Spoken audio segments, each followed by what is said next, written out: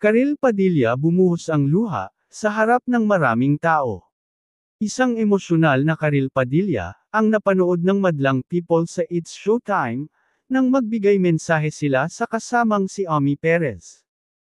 Nitong Huwebes, September 5, ipinagdiwang ni Chang Ami ang kanyang kaarawan at bilang tradisyon sa noon time show, ay isa-isa silang nagbigay ng birthday message.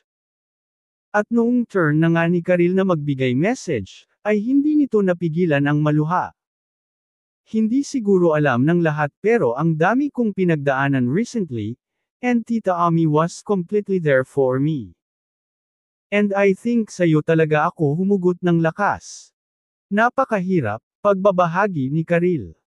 Aniya, nang malaman raw kasi niya ang masamang balita, ay kasalukuyan silang nagte-taping para sa It's Showtime. I found out my bad news here in Showtime, and I knew exactly who to tell, kasi hindi ko rin gustong sirain yung taping kasi kailangan nating magpasaya ng madlang people, lahad ni Karil. Pagpapatuloy pa niya, pero salamat, knowing that you're there for me every day. Katulad nung pagkanta mo ng Jesus, thank you, na ituro mo kay Seiya yung gratitude. Palagi lang tayo nagiging magpagpasalamat sa Panginoon at sa bawat isang nandito sa atin. Matatanda ang noong Agosto lang nang pumanaw ang ama ni Karil na si Modesto Tatlong Hari.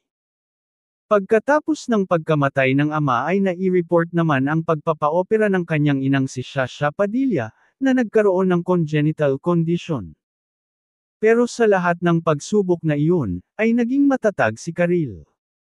Nalagpasan ni Karil Padilla ang malaking pagsubok sa buhay, dahil nandyan parati si Ami Perez, para magbigay ng payo.